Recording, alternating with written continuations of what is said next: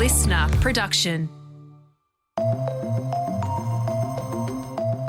Hello, Sacha Barbour Gatt with you. Welcome to The Briefing. Australia's housing crisis is marching on. House prices across the country went up by 8.1% last year, while rents went up by 8.3%. There could be light on the horizon, though, with rents forecast to ease in 2024. What we're expecting for 2024 is that the pace of rent growth will slow down, but they're not expected to come down. And that's because there's still this massive mismatch between the supply of available rental properties and the demand for those properties. In this episode of The Briefing, I speak with CoreLogic's Eliza Owen about what factors could bring our weekly rent down. That is coming up in the second half of today's podcast. In the meantime, I've got Katrina Blowers with me for the headlines. It's Thursday, January 11.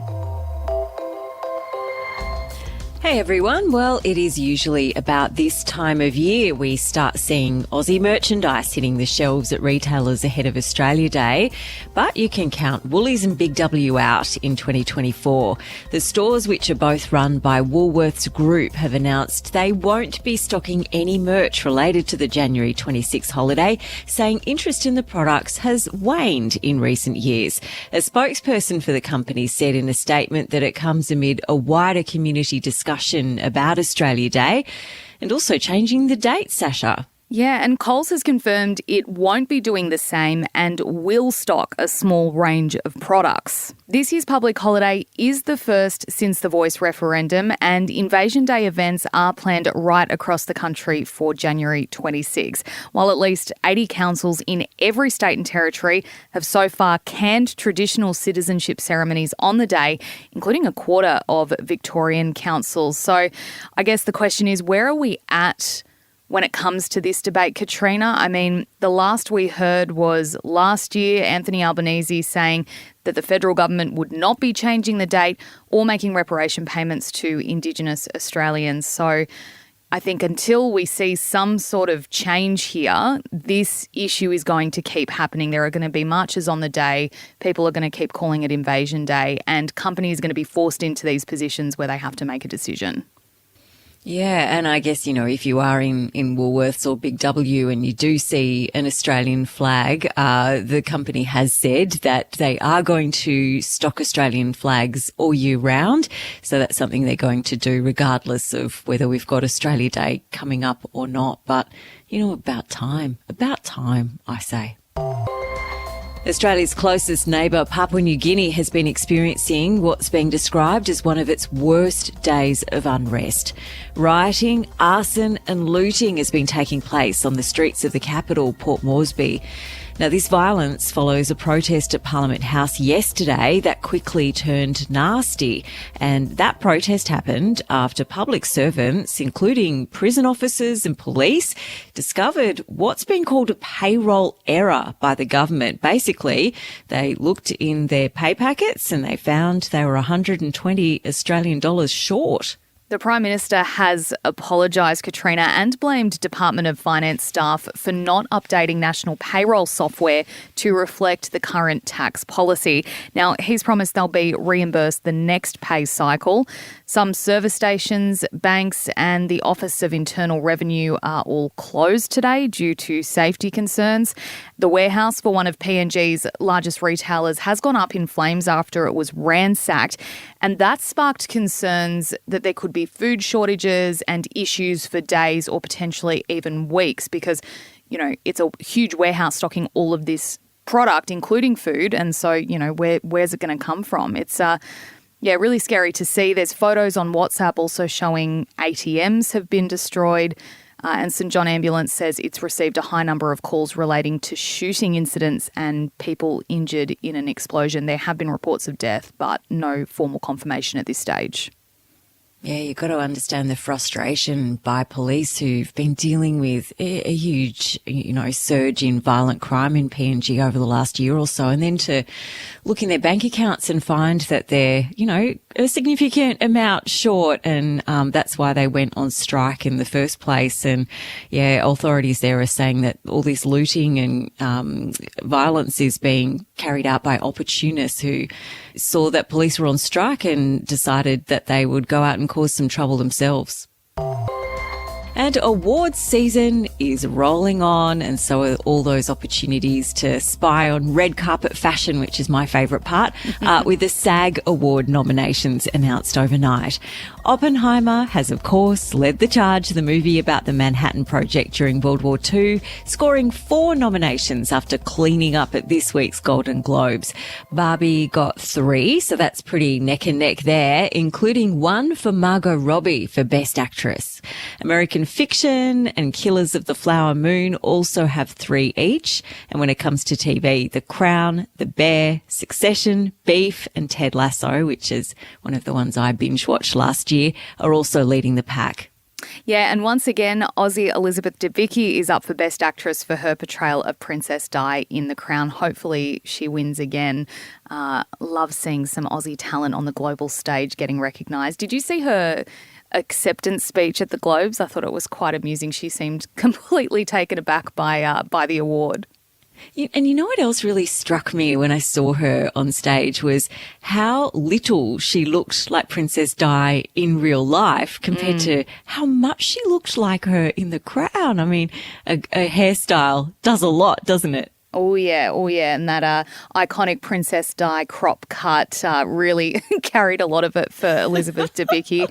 But yeah, it's worth mentioning as well, the Screen Actors Guild Awards, they're seen as this massive kind of indicator of who's going to have Oscar success. And last year, every actor who won their SAG award went on to win an Oscar. So I think it's one that people will be watching pretty closely to see what happens at the Academy Awards. Hey, thanks, Katrina, so much for joining us for the headlines today. Next up, it's my chat about what rents are forecast to do across Australia in 2024.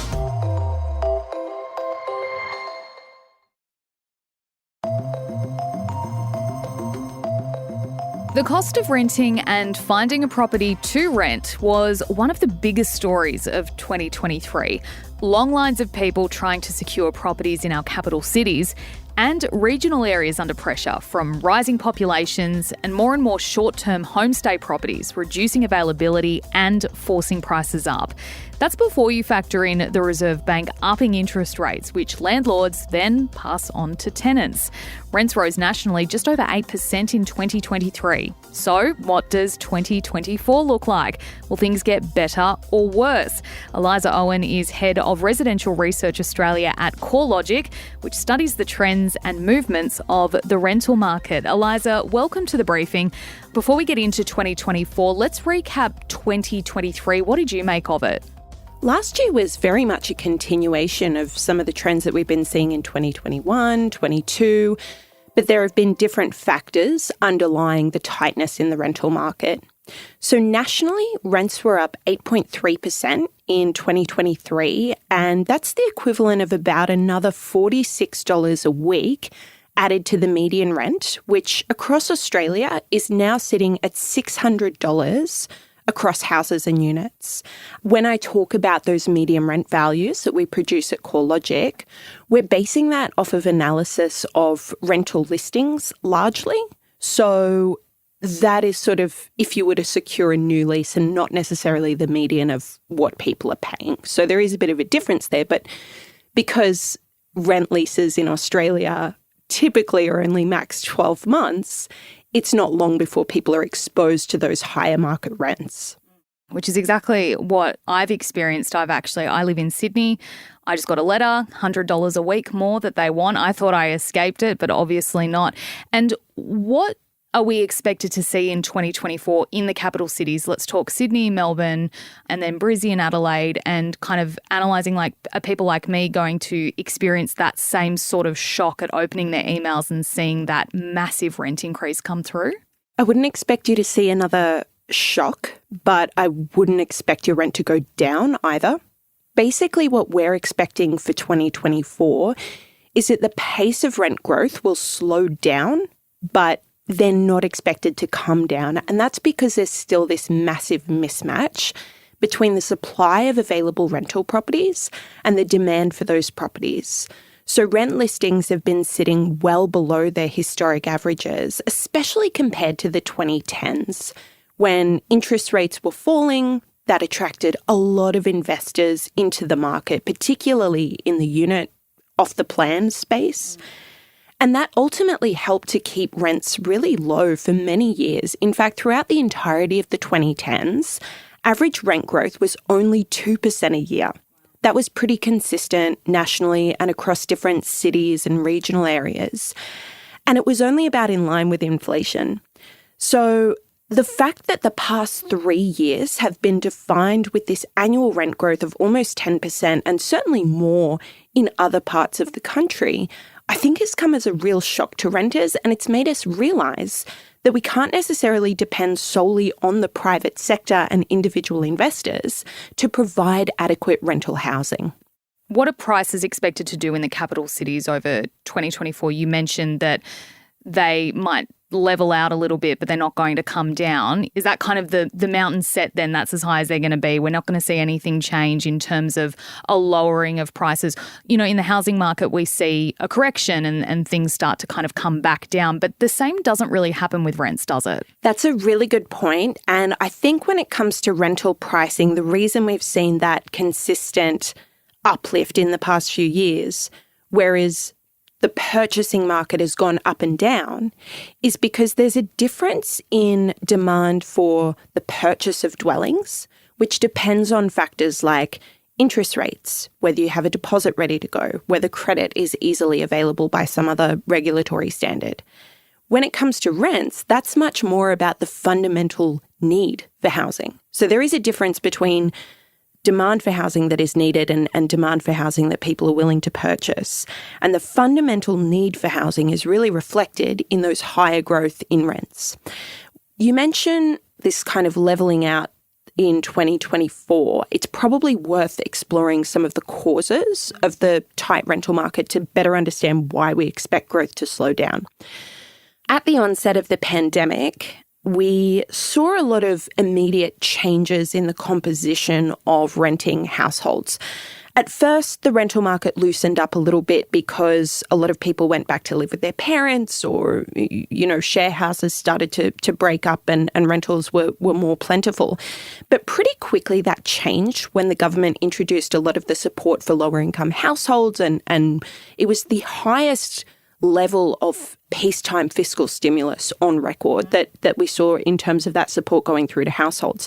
So that's a lift in incomes that you're getting, and the result was that people demanded more space in their housing. So again, the rental market starts to change and we get the breakup of share housing, but people start to spread out across the rental market, and you get a lot more take-up of people in their own individual apartment. So because people spread out across the rental market, even if the population wasn't changing at the time, and it wasn't because we closed our international borders, there was more take-up of rental accommodation, fewer people per household, and the RBA estimates that that change in household composition added to dwelling demand by 120,000 properties during that period. Then you get to 2022, and on top of an already tightened rental market, we open up the borders and we get the return of overseas migration. Now, around 60 to 70% of recent migrant arrivals from overseas are renters when they first come to Australia. Many of them go to Melbourne and a lot of them go to Sydney. About 60% of those overseas arrivals will settle in Sydney and Melbourne alone. Mm-hmm. So that's a huge additional demand pressure that you're getting throughout 2022 on top of an already tight rental market. And that's what has created that big sort of uplift in rent values in those cities in particular, and a lot of high density markets as well, inner city unit markets and things like that. Obviously, it's important to call out that the migration piece is a bit unique right now because we've had fluctuations with people movement, border closures. And in 2024, overseas migration is expected to normalise. So it's going to settle down this year. And that's part of why we think rental growth could calm down. But the other thing is people could just start share housing again and going back to just renting one room as opposed to, say, their own unit. That's also a massive demand factor that could help ease up the growth in rents. We talk about capital cities and we've covered that off. What are we seeing in 2024 in the regions? I know one of the big issues was short-term stays, Airbnbs, and as well, like you mentioned, COVID, people moving to the country because they could work from home. How is it looking for regional renters in 2024? So again, a lot of the growth in rents for regional Australia was highest, as you mentioned, 2021-22, when migration to regions was highest. That has started to normalise now, and the level of people going from capital cities to regions net is sort of normalising to around pre-COVID levels. That's reflected in that easing in rental growth. So regional rent growth has gone from double digits to just 4.3% in 2023 and could continue to ease in 2024. And that pattern that we see in the regions is probably a really good informer for what we could see in capital cities as well once migration trends settle down. There was a report in the News Limited papers this week that told us renting a house in Sydney is now $200 a week more expensive than it is in Melbourne. You mentioned the difference between Sydney and Melbourne and other capital cities with migration, but why do we see such a big divide between Sydney and Melbourne? That's a great question, and I think ultimately it does come back to supply. It sounds pretty basic, but when you look at the supply of units over time, the data is really only available at a state level, but it's generally been much higher across Victoria relative to population growth than what we've seen across New South Wales. So I think that would be the main input. There's probably also factors around the difference in incomes. But you're quite right. So we're reporting weekly rents in Sydney at the moment are $745 a week. And that's across all houses and units in Greater Sydney, compared to $565 in Melbourne. And that could also have implications for internal migration flows. For example, people in Sydney may be deciding to move to Melbourne, or even cities like Brisbane and Adelaide, to have more affordable housing costs. There was a recent press release from CoreLogic and it suggested, quote, softer income growth could lead to a change in housing preferences. Is that what you're referring to when you talk about people moving into share houses? Exactly right. That or just moving to somewhere that is more affordable. It's not ideal, right? It can be really disruptive if you have to move home or live with other people. I think that can be challenging. But ultimately, it is the quickest response that we can get to the rental crisis. Because on the supply side of things, we've seen a lot of hold-up in residential construction that comes back to labour shortages through the pandemic and a massive rise in material costs. By CoreLogic's numbers, we estimate that since the pandemic, the cost of residential construction has risen by around 30%. But when you talk to some builders and developers, they'll argue that it's been even more than that. So the demand side is going to be your quickest adjustment to high housing costs. So you've talked us through the nitty-gritty insights, but I guess what any renter listening right now would want to know, as equivocally as you can possibly say, is 2024 going to be better? It's only going to be better in the sense that the growth in rents should slow down. So like we said at the top, it's more about you not seeing a shock when you go to get your lease renewed the next time. But unfortunately, I think it's going to be a while before we see, at least in some cities, rents actually falling. There are a couple of areas where rents are coming down, Hobart and Canberra as an example, but even there, the falls year on year have only been about 3%, and it comes off the back of these massive upswings. So I think rents will steady at the high level that they're at now. But I think as a country, we've got a lot of work to do in how we supply housing, who supplies housing, and how we treat renters in order to make the rental market more stable long term. That was Eliza Owen, Head of Residential Research Australia at CoreLogic. The first indication of what 2024 will look like is likely to become clearer when the Reserve Bank of Australia board meets to consider interest rates in early Feb. We will keep you posted, and in the meantime, we'd love for you to tell us about what you're expecting as a renter in 2024. Drop us a message on Instagram, just search The Briefing.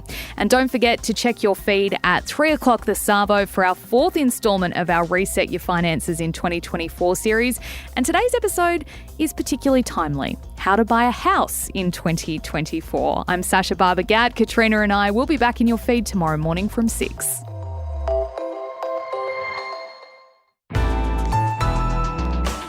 Listener.